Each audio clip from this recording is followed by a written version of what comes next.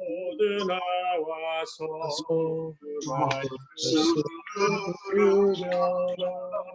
내 주님 앞서서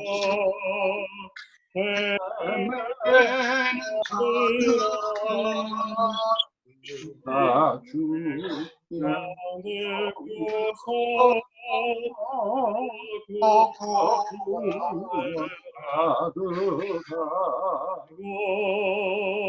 기도해 매일 증인 되리라. 세상 모든 사람 다 듣고 그 사랑 알도록 온 세상 위하여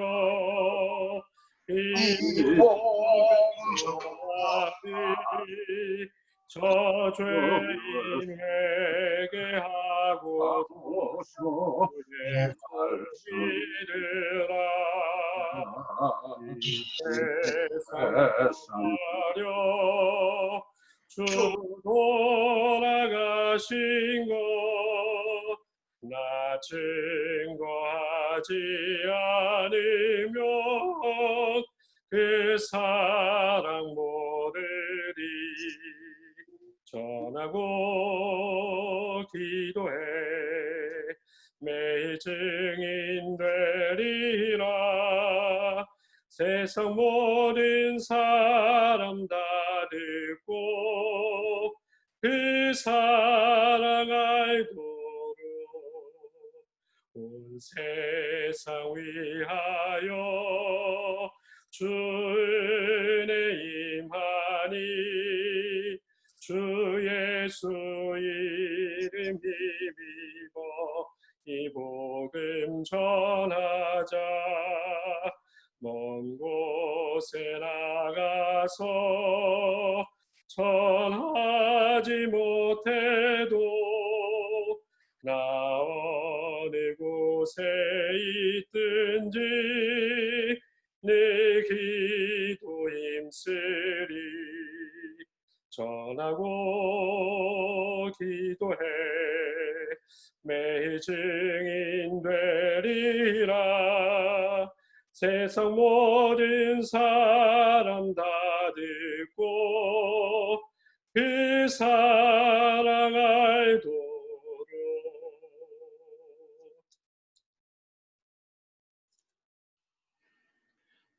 찬송 570장 이어서 부르겠습니다.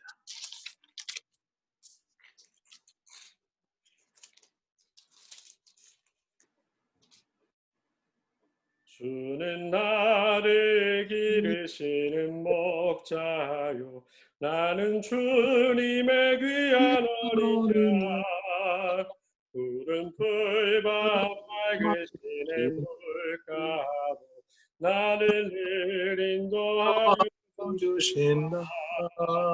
주는 나의 좋은 목자 나는 그의 저를 따라 꼴을 먹여주신 내게 부족함 전혀 없다. 예쁜 새들 노래하라. 노을 비키는 고운 황혼에 사랑하는 나의 목자 음성 나를 언제나 불러주신다. 주는 나의 좋은 목자 나는 그의 어린양 저를 따라 꼴을 먹여주시니 내게 부족함 전혀 없어라. 못된 짐승 나를 해치 못하고 거친 비바람 상치 못하리. 나의 주님 강한 손을 펼치사 나를 주야로 지켜주신다. 주는 나의 좋은 목자 나는 그의 어린 양 저를 따라 꼴을 먹여주시니 내게 내 부족함 전혀 없어라. 없어라. 아, 아멘. 네, 저희를 대표해서 김영인 장로님께서 기도해 주시겠습니다. 김 장로님 언뮤트 해주세요.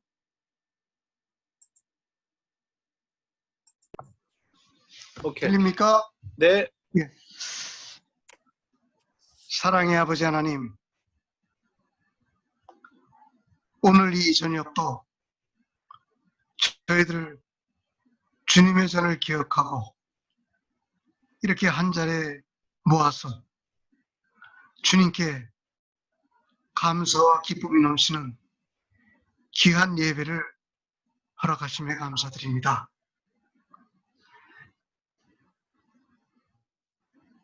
저희들이 이 시간 이 세상 속의 삶유 저희가 묵은 그런 때를 벗고 진정한 마음으로 오늘 이 시간 주님과 영적인 교통을 할 수 있는 그런 저희들 되게 하여 주시옵소서. 세상이 아무리 어려운 일이 많고 복잡하고 정말 모든 것이 우리가 감당하기 어려운 때라 할지라도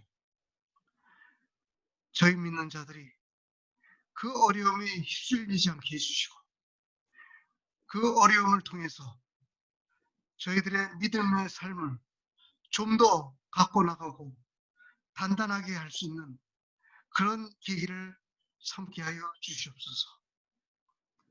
주님, 어려울 때 주님께 저희가 열과 성을 다해서 구하고 정말 주님과 더욱 가까워지는 그런 복된 삶이 되게 하여 주시옵소서. 사랑의 아버지 하나님, 비록 저희들이 작은 수의 모임입니다. 그런 가운데서도 저희들과 같이 이 예배에 참석 못하는 교우들이 있습니다. 그들이 어느 곳에 있든지 주님 그들을 기억해 주시고 그들이 주님의 전을 사목해 주시고 저희와 같이 두 손을 모듬고 같이 예배에 동참할 수 있는 그러한 은혜를 허락해 주시옵소서. 저희들 하루하루 삶이 정말 아무 탈 없이 보내는 것도 얼마나 주님의 큰 은혜인지 모릅니다. 그런 은혜가, 그런 은혜를 잊지 않고 사는 저희들 되게 해주시고 그런 가운데서 믿는 자로서 자유함을 얻는 저희들 삶이 되게 하여 주시옵소서. 이 시간 저희가 예배를 드립니다. 또한 주님의 귀한 말씀으로 저에게 설교하시는 우리 임장희 목사님 특별히 기억해 주시고 언제나 성령 충만케 해주시고 정말 그 가정에 언제나 기쁨이 넘치게 해주시고 어려움 없게 해주시고 감사가 넘치는 그러한 가정이 될 수 있게 하여 주시옵소서. 또한 저희들 듣는 저희들 저희 마음밭에 그 말씀이 잘 안착해서 정말 잘 자라서 남은 한 주간의 저희 삶 속에서도 이 세상의 험한 길을 이겨나가는 그러한 저희들 삶이 될 수 있는 축복을 허락해 주시옵소서. 이 시간 드린 예배 주님 홀로 영광 받으시옵고 이 모든 말씀 주 예수 그리스도 이름 받들어 기도드렸습니다. 아멘. 네, 감사합니다. 네, 오늘 저희를 위해서 계속해서 임장기 저희 담임 목사님께서 말씀 전해 주시겠습니다.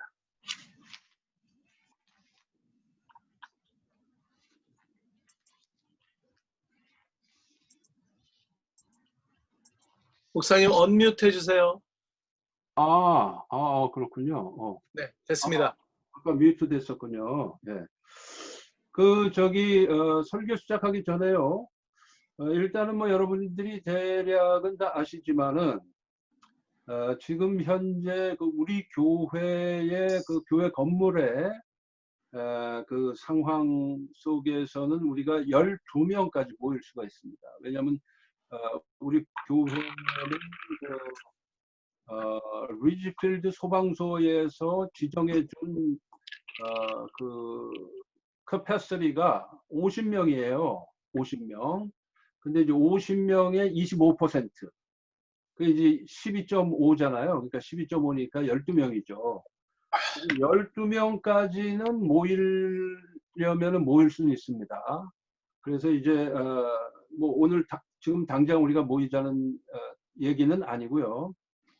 그런 상황 속에 우리가 있다라는, 그리고 이제 아마 제 짐작으로는 이제 여러 교회들이 예를 들어서 만약에 수용 인원이 200명인 본당이면은 50명까지 모일 수가 있어요. 그 이상인 경우에도 50명이 맥시멈이에요. 모일 수 있는 인원이 1000명 모이는 교회도 맥시멈 50명까지 모일 수 있어요. 그래서 이제 예를 들어서 대형 교회 같은 경우에는 주일 예배는 당연히 건물에서 못 드리지만, 그러나 이제 뭐 예를 들어서 수요 예배라든가 이런 거는 가능하죠. 왜냐하면 수요 예배는 그렇게 아주 큰 교회가 아닌 한은 그렇게 많이들 안 모이시니까. 그래서 이제 우리 교회 상황 속에서는 맥시멈 12명이다 현재는.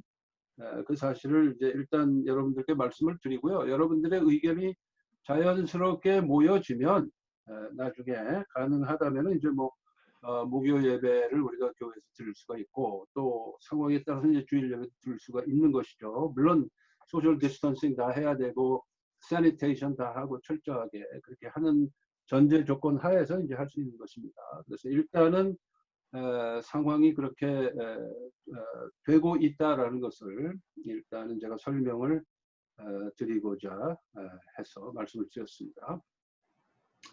자, 오늘은 데살로니가 전서 1장 5절에서 10절까지의 말씀입니다.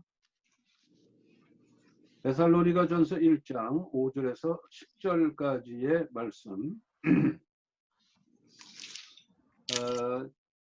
지금 이제 한 반 정도는 언뮤트가 돼 있고, 뮤트가 돼 있고, 반 정도는 지금 제대로 돼 있고 좀 그래요.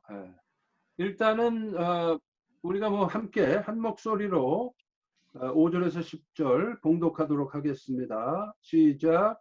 이는 우리 복음이 너희에게 말로만 이른 것이 아니라 또한 능력과 성령과 큰 확신으로 된 것입니다. 우리가 너희 가운데서 너희를 위하여 어떤 사람이 된 것은 너희가 아는 바와 같으니라. 또 너희는 많은 가운데서 성령의 기쁨으로 말씀을 받아 우리와 주를 본받은 자가 되었으니, 그러므로 너희가 마게도냐와 아가야에 있는 모든 믿는 자의 본이 되었느니라. 주의 말씀이 너희에게로부터 마게도냐와 아가야에만 들릴 뿐 아니라 하나님을 향하는 너희 믿음의 소문 각처에 퍼졌으므로 우리는 아무 말도 할 것이 없노라. 그들이 우리에 대하여 스스로 말하기를 우리가 어떻게 너희 가운데 들어갔는지와 너희가 어떻게 우상을 버리고 하나님께로 돌아와서 살아계시고 참되신 하나님을 섬기는지라. 또 죽은 자들 가운데서 다시 살리신 그의 아들이 하늘로부터 강림하실 것을 너희가 어떻게 기다리는지를 알아니, 이는 장래에 놓아주셔서 우리를 건지시는 예수시니라. 아멘. 네. 자, 5절, 6절을 이렇게 이제 눈으로 훑어보시면은요, 6절 마지막에 이렇게 바울은 기록을 하고 있습니다. 우리와 너희는, 즉 데살로니가 교회 성도들인 너희는 우리와 주를 본받은 자가 되었다 그랬습니다. 여기서 우리라는 건 이제 바울의 그 선교팀, 바울의 전도팀을 말하는 거죠. 좀 더 구체적으로 말씀드리자면 바울과 실라와 디모데 이런 사람들을 이제 지칭한다, 이렇게 볼 수가 있습니다.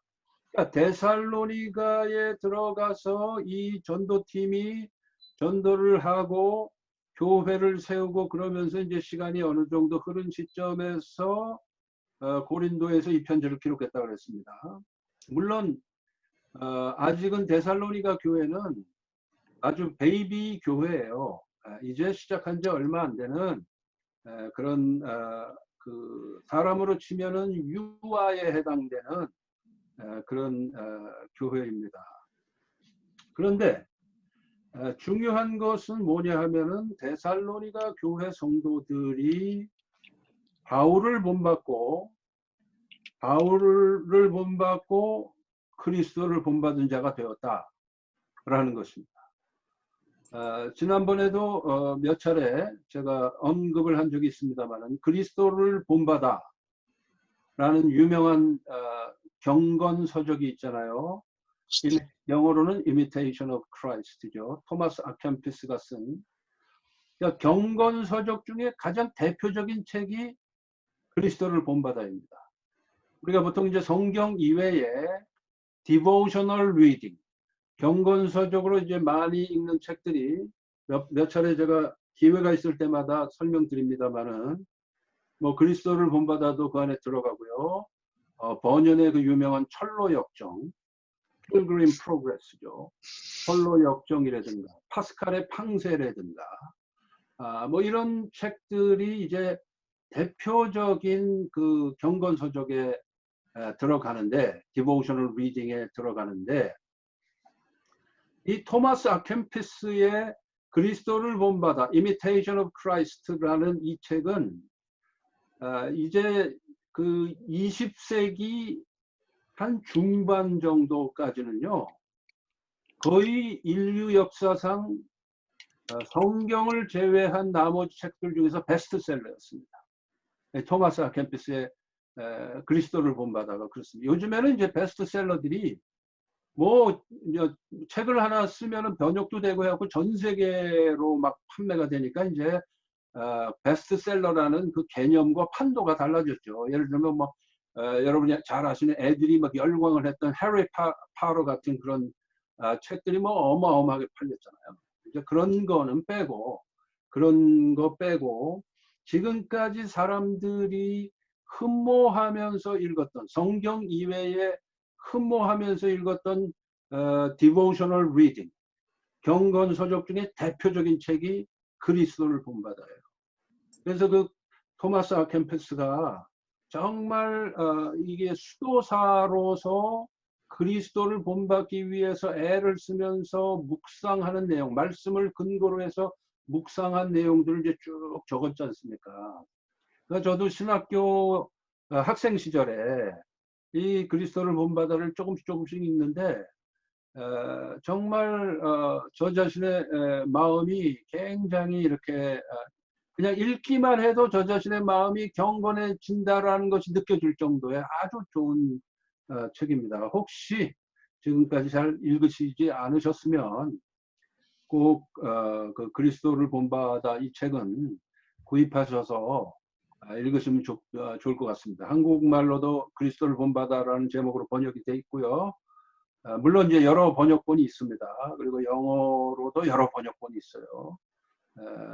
그 중에 이제 제가 읽었던 거는 무디 출판사에서 나오는 Imitation of Christ라는 그 번역으로 된 것이었습니다. 근데 정말 많은 은혜가 되는 그런 책입니다.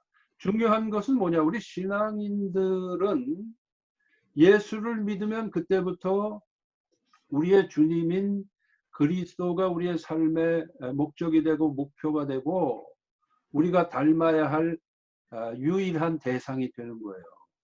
그런데 이제 여기서 보면은 바울이 뭐라 그랬냐면요. 너희들이 주를 본받은 자가 되었다. 이렇게 그 표현을 하지 않고 우리와 주를 본받은 자가 되었다. 이렇게 말하고 있거든요. 바울이. 그리고 또 바울이 다른 데에서는 너희는 나를 본받으라 또 그렇게 표현을 한 적도 있어요. 그러니까 그거는 뭘 의미하느냐. 바울이 그렇게 확신을 가지고 그런 표현을 쓴다. 라는 것이 이게 참 우리가 눈여겨볼 만한 면이에요. 자칫 잘못하면은 예를 들어서 임 목사가 말이에요. 제가 우리 교회 성도들을 향해서 여러분들은 이 임 목사를 본받으십시오. 그러면은요, 자칫 잘못하면은 오해하기가 쉽죠. 아니 임 목사님이 뭐가 그렇게 완벽한 사람이라고 우리 보고 자기를 본받으라고 하나 이런 생각을 할 수도 있는 거거든요. 그렇잖아요? 그럴 수가 있는 거예요. 그런데 바울이 그리스도도 아니고 일개 신앙인인 바울이 너희는 나를 본받으라, 우리를 본받으라 라고 그 말을 할 수 있다는 것은 바울의 마음속에 확신이 있어서 그래요. 확신이. 그 확신이 뭐냐면 바울 자신이 그리스도를 본받고 그리스도를 본받는 삶을 평생 살기 위해서 애를 쓰고 헌신하는 사람이라는 그 확신이 있기 때문에 나는 항상 그리스도를 본받겠다. 그리스도는 나의 전부이다. 나는 먹어도 마셔도 주를 위해서 먹고 마시는 사람이다라는 고백을 하고 있는 사람이 바울이거든요. 그러니까 나는 항상 그리스도를 본받기 위해서 최선의 노력을 경주하고 최선을 기울이는 사람이기 때문에 당신들이 나를 본받으면은 그 방향성 속에서 자동적으로 그리스도를 본받게 된다라는 뜻으로 지금 이렇게 바울이 말하고 있는 거예요. 우리와 주를 본받은 자가 되었다라는 것은 그걸 의미하는 것입니다. 자칫 오해하면 영적인 교만처럼 들릴 수 있는 이 표현 속에는 바울의 아주 그 신앙적인 절절함과 확신이 있어서 그래요. 그걸 우리가 이해를 해야 되는 것입니다. 그러니까 예를 들어서 한 사람이 처음에 예수를 믿으면요, 처음 예수 믿은 사람이 뭐 성경을 한 번도 안 읽어보고 봤는데 말이에요. 예수 믿을 때 복음의 핵심을 듣고 예수를 믿은 건데, 그러나 성경은 굉장히 방대하잖아요, 내용이. 그럼 성경을 일독도 안 한 사람이 그리스도를 어떻게 본받겠습니까? 그리스도를 본받을 수 있는 내용이 굉장히 좁다 말이죠. 그렇죠? 그리고 그리스도를 본받는다는 것이 성경 말씀을 충분히 이해하고 나서 그게 되는 건데, 아직은 성경을 제대로 이해도 못한 초신자가 그리스도를 어떻게 본받겠어요? 그때 이 초신자는 그리스도를 누구를 통해서 이해를 하게 되느냐 하면은 자신의 담임 목회자, 자기에게 복음을 전해준 자신의 담임 목회자나 전도자를 통해서 그리스도를 간접적으로 경험해 나가고 이해해 나가는 거거든요. 그렇죠? 그러나 이제 신앙의 연륜이 쌓이고 시간이 지나가고 하다 보면은 목사님도 한 인간이구나, 연약한 존재로구나, 때로는 모순도 있는 사람이로구나라는 걸 이제 누구나 다 알게 되죠. 그럴 때에는 그 목회자가 그 초신자를 앞에서 인도하면서 하나님을 믿는 방향으로 그리스도께로 다가가는 방향으로 앞에서 끌고 나가다가 이제 이분이 어느 정도 성숙해지면은 영적인 리더인 목회자의 모순과 약점과 이런 것도 다 보이기 시작한다고요. 그럼 그때부터 갈등도 생기죠. 그럴 때에 훌륭한 목회자는 어떻게 해야 되느냐? 옆으로 비켜줍니다. 옆으로 비켜주면서 앞에 계시는 그리스도를 이 성도가 바라볼 수 있도록 안내를 해주는 거예요. 그러니까 그 과정이 뭐냐? 훈련의 과정, 신앙의 훈련의 과정인 거예요. 그 과정이. 그러니까 우리가 소위 말해서 제자 훈련이라는 게 바로 이제 그 과정이죠. 그 과정을 거치게 되면은 이제 처음에는 앞에서 이끌던 그 신앙의 리더가 이분이 성숙해지면 옆으로 비끼면서 나중에는 함께 손을 잡고 함께 동역하는, 함께 사역하는 동반자의 관계로까지 바뀌게 되는 것입니다. 그렇게 돼야 되죠. 그래서 바울은 자신의 애제자였던 뭐 디모데나 디도나 뭐 이런 사람들을 처음에는 뭐 내가 낳았다 그랬고요. 영적으로 낳았다 그랬고 내 사랑하는 아들이라 그랬고, 그런데 그 대상들을 향해서 나의 형제요 동역자인 디모데 이런 표현을 쓰잖아요.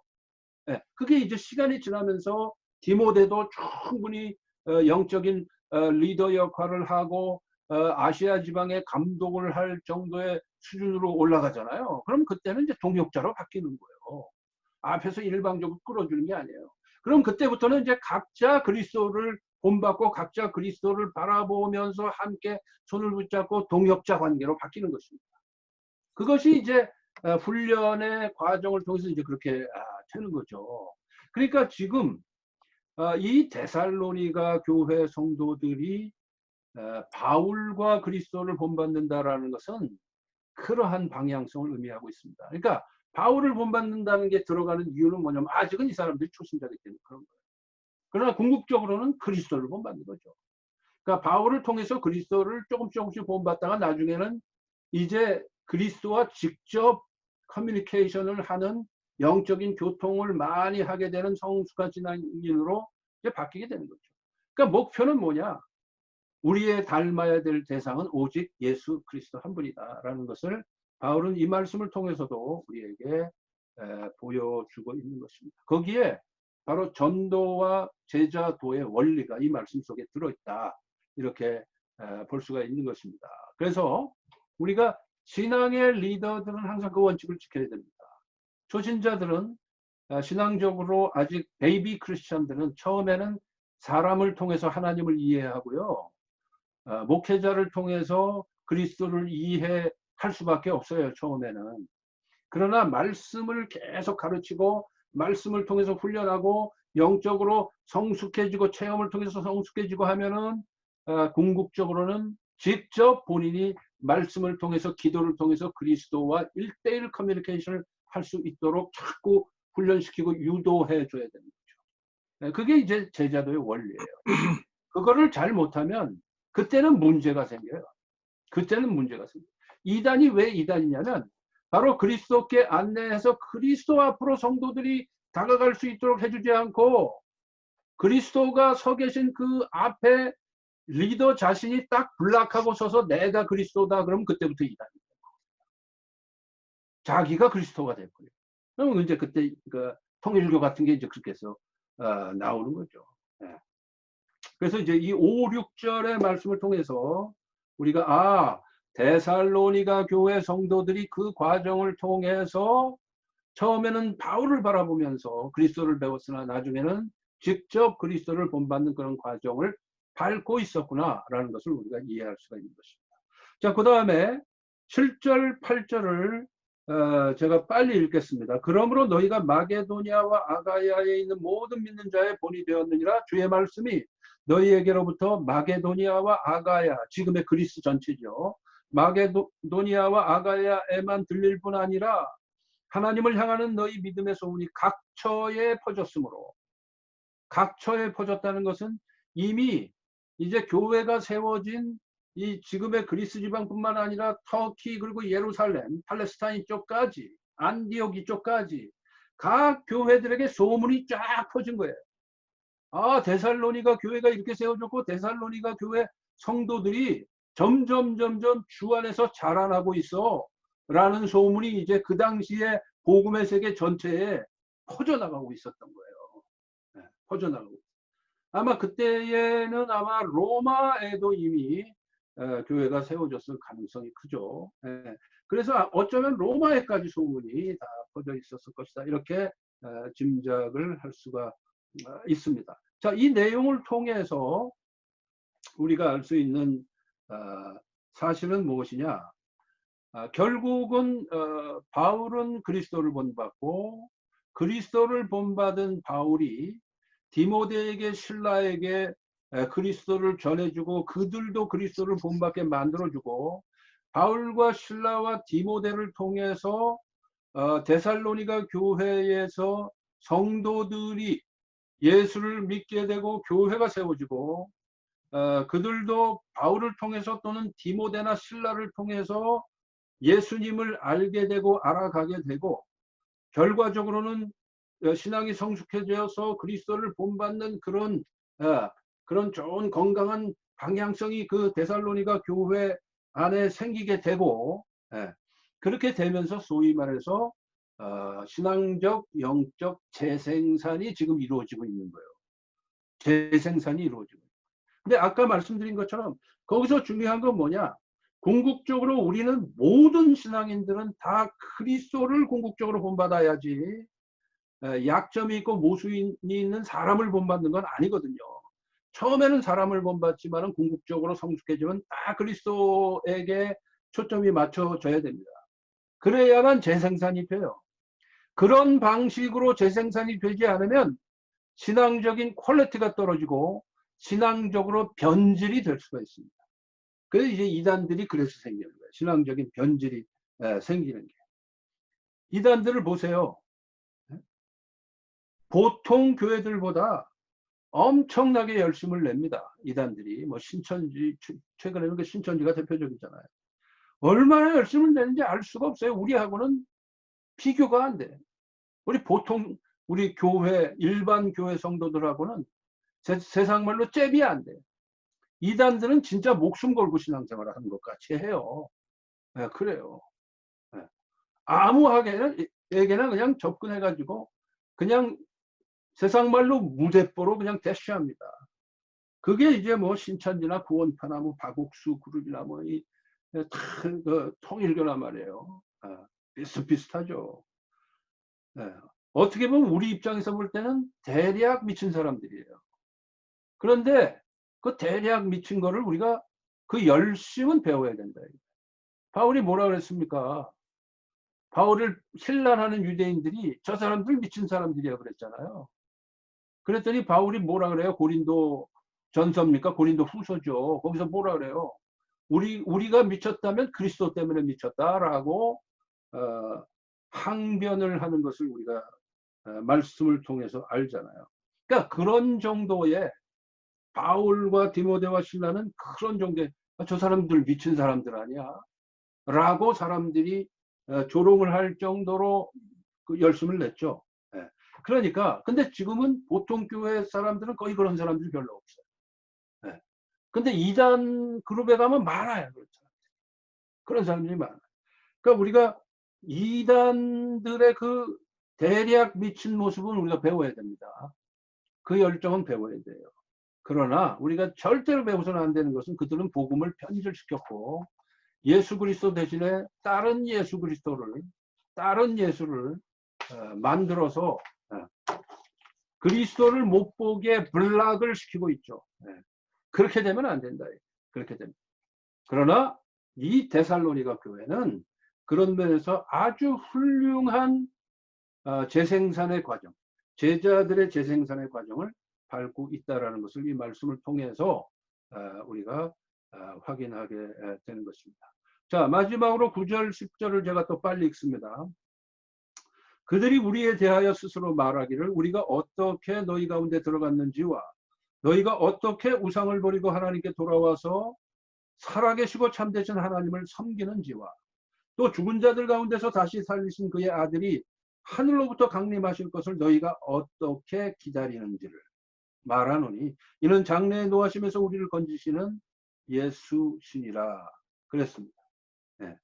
자, 그럼 그 사람들이 믿었던 복음의 내용이 지금은 이 초창기이기 때문에 굵직한 거 몇 개를 바울은 언급하고 있는 거예요. 시간이 지나면 점점 더 그 복음의 깊이를 더해가고 넓이도 더해가겠죠. 그러나 이 타이밍에서는 그런 정도는 아직 아니에요. 그러나 적어도 복음의 핵심적인 것만큼은 데살로니가 교회 성도들이 분명하게 획득하고 있었다라는 거예요. 첫 번째는 뭐냐? 우상을 버리고 하나님께로 돌아와서 살아계시고 참되신 하나님을 섬기고 있었다. 즉 그게 이제 복음의 핵심이잖아요. 회개와 믿음의 훈련입니다. 회개와 믿음의 훈련. 그 예수 믿는 사람들은 누구나 다 거쳐야 되는 가장 첫 번째 단계가 회개를 통한 구원의 확신 그리고 믿음의 훈련이에요. 그거를 데살로니가 교회 성도들은 분명하게 밟고 있었고요. 두 번째는 뭐냐 하면은 주님의 재림하시는 주님, 재림의 왕이신 주님의 그 재림을, 다시 오심을 분명하게 믿고 기다리고 있었다라는 것이 이제 10절의 내용이죠. 근데 여기서 이제 이게 이제 소위 말해서 재림 신앙인데 주님의 재림을 기다린다는 것은 무엇을 의미하느냐? 신앙의 분명한 종결점을 인식하면서 살아간다는 거예요. 그 인생이. 내 인생의 종착점이 어딘지를 알아요. 재림신앙은 그걸 말하는 거예요. 내가 살아있는 동안에 주님이 재림하시면 그건 뭐 당연히 그렇게 되는 거고요. 주님이 재림하시기 전에 내가 육신으로서의 내 인생을 마감하고 천국으로 들어가면은 그때가 나에게 있어서는 이제 마지막 인생의 종결점이죠. 그러고 나서 이제 계속 영생으로 이어지는 거지만은, 자, 그래 주님의 재림을 기다린다. 이 당시의 성도들은 주님이 머지않아 재림하실 걸로 믿고 있었거든요. 예? 그러니까 주님의 재림을 기다린다는 것은 뭐냐? 신앙의 결실의 때를 기다리고 인생의 목적과 목표를 그리스도에게다 초점을 맞춰서 분명히 하는 삶의 모습이었다. 그거예요. 옛날에 제가 오래전에 그 김형석 교수님의, 아주 오래전에 수십 년 전에 김형석 그 교수님의 그 강연 테이프를 여러 번 들었습니다. 내용이 너무 좋아가지고 거의 외울 지경으로 많이 들었어요. 그랬는데 그분이 그런 얘기를 한번 하더라고요. 영국이 인도를 점령해서 식민지로 삼았던 그 초창기에 한 영국의 장교 한 사람이 이제 거의 최초로 이제 인도에 파견이 된 거예요. 그래서 인도에 머물면서 이제 살다가 나중에 본국인 영국으로 돌아와서 자기가 인도를 관찰하고 견학하고 인도 사람들을 경험한 것을 이제 보고를 하는 겁니다. 상부에다가 보고를 하는데 그 보고서의 내용 중에서 우리가 눈여겨볼 만한 것이 있었는데, 그게 뭐냐면은 인도에 가니까 역사가 없더라. 인도에 가니까 역사가 없더라. 그렇게 그 장교가, 젊은 장교가 보고를 했다는 거예요. 근데 이거는 굉장히 저는 중요한 말이라고 생각이 됩니다. 인도에 가니까 역사가 없더라. 영국은 어찌됐든 기독교 국가잖아요. 기독교 국가가 잘못을 해서 남의 나라를 침공해서 식민지를 세운 건 잘못한 거지만 어찌됐든 기독교 문화 속에 늘 젖어서 사는 사람들이 영국 사람들인데, 그리고 늘 성경을 가까이 대하는 사람들이었을 것이고 믿음의 정도는 차이가 있을지 몰라도, 그런데 성경에서 가르쳐주는 것은 뭐냐면 하나님은 역사의 하나님, 역사의 주관자이신 하나님. 제가 여러 차례 언급했잖아요. 신명기적 역사관. 인간의 역사는 하나님이 인도하시는 역사다. 그리고 그 역사의 주관자는 하나님이시다. 하나님이 천지 만물을 창조하시고 인간을 창조하심으로 인해서 하나님의 역사는 시작되었고 인간의 역사도 시작되었다. 근데 그 인간의 역사는 하나님의 역사고 그 역사의 주관자는 하나님이시다. 그리고 궁극적으로 하나님이 인도하시는 인간의 역사는 궁극적으로 하나의 종점을 향해서 가고 있는 역사다. 그래서 직선적 사고죠. 출발점이 있으면 반드시 종착점이 있어요. 역사라는 것은. 그런데 인도에 가보니까 그게 없더라 이거죠. 그건 사실이에요. 왜? 인도 사람들은 힌두교를 믿었기 때문에. 힌두교나 그 전에 이제 브라만교죠. 브라만교, 거기서 파생된 힌두교나 불교에서 가르치는 것은 윤회 사상 아닙니까? 출발도 없고 종점도 없어. 알파도 없고 오메가도 없고 어디도 알파가 될 수 있고 어디도 오메가가 될 수도 있고 둘 다 아닐 수도 있고 맨날 빙글빙글 돌아가는 게 돌아가는 cyclical 컨셉이에요. 성경에서 가르치는 건 linear 컨셉이고 이건 cyclical 컨셉이거든요. 그 얼마나 그 두 개의 문화가 아주 충돌하는 것을 그 영국인 장교가 경험했느냐, 그걸 우리가 알 수가 있잖아요. 제가 그때 그 김영석 교수의 그 얘기를 딱 들으면서 아주 가슴에 와닿았어요. 우리가 그리스도를 만나고 성경을 통해서 하나님이 역사의 주관자라는 사실을 알게 되었다는 것이 얼마나 은혜인가요? 이게 얼마나 중요한 일인가? 라는 것을 그때 제가 그 김영석 교수님의 강의를 통해서 절절하게 느꼈었습니다. 즉 우리에게는 분명히 목표가 있고 목적이 있다는 거예요. 그냥 힌두교적이고 불교적이면 그런 거 없습니다. 그런 게 없어요. 어떤 분명한 지향점이 없어요. 인생에 있어서. 공즉색이고 색즉 공이고 뭐 그런 거잖아요. 근데 그런데 우리가 빠지지 아니하고 하나님이 우리를 창조하셨고 하나님이 천지 만물을 창조하셨고 그리고 우리를 하나님이 원하시는 구원의 방향으로 인도해 가신다라는 것을 우리가 믿고 있다는 게 얼마나 중요한지. 그런데 데살로니가 교회 성도들이 바로 그렇게 믿고 있었다라는 거예요. 재림신앙을 가지고 있었다라는 거예요. 재림신앙이라는 것은 인생의 종결점을 분명히 인식하면서 살아가는 삶을 말하는 거거든요. 그러니까 재림신앙을 우리가 교리적으로만 자꾸 이해하려고 할 필요는 없습니다. 교리적으로도 우리가 알아야 되겠지만 현실적으로 보자면 내 인생의 목표의식이 분명하냐, 내 인생의 방향성이 분명하냐, 이게 중요한 거죠. 그게 재림신앙이에요. 궁극적으로 그리스도께서, 나의 주님이신 그리스도께서 내 인생을 마감하시고 우리 모든 인류의 인생을 마감하시는 때가 반드시 온다. 거기에 우리는 올바른 방향성을 가지고 내가 살아가고 있는가, 올바른 신앙적인 확신을 가지고 살아가고 있는가 라는 그런 질문이 오늘 이 말씀을 통해서 우리에게 분명하게 질문되어지고 있는 것입니다. 그래서 오늘 이 말씀을 통해서 우리가 꼭 기억해야 될 것은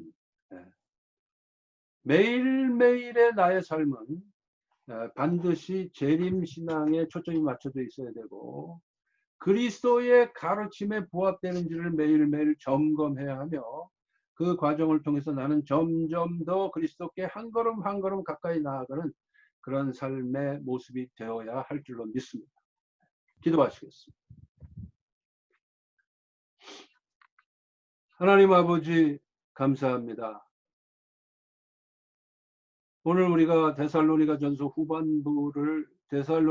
1장 후반부를 묵상하면서 주님께서 가르쳐 주신 신앙의 원리,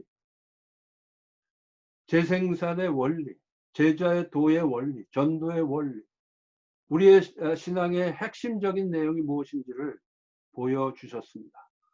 우리가 먹든지 마시든지 무엇을 하든지 그리스도 때문에 하는, 그리스도를 위해서 하는 그런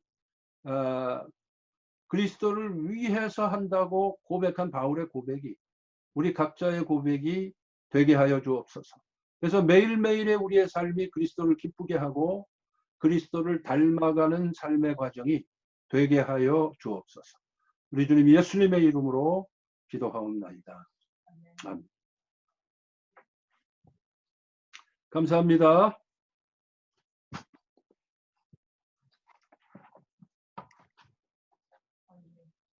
언뮤트 하셔야 됩니다. 다들 언뮤트 하셔야 돼요.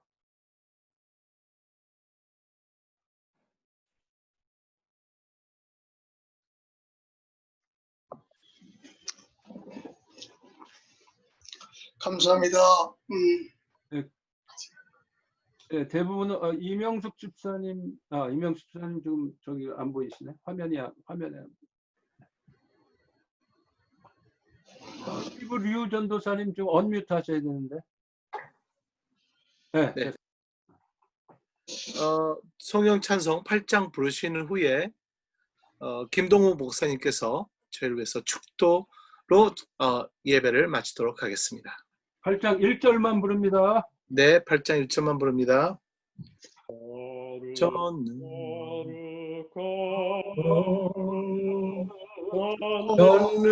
전능하신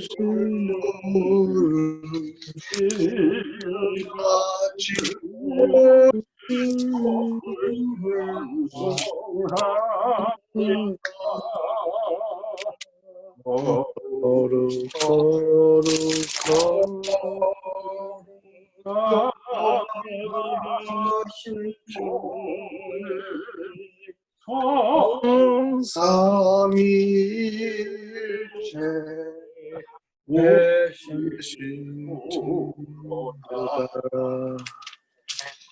이제는 우리 주 예수 그리스도의 그 무한하신 은혜와 하나님 아버지의 놀라우신 사랑과 성령님의 인도하심이 알파와 오메가가 되시고 시작과 끝이 되신 우리 주 예수 그리스도를 본받기 위해 삶을 살기로 원하고 작정하고 결단하는 사랑하는 모든 성도님들과 그 가정과 기업 위에 지금으로부터 영원토록 함께 하시기를 간절히 축원하옵나이다. 아멘. 아멘. 감사합니다. 감사합니다. 고맙습니다.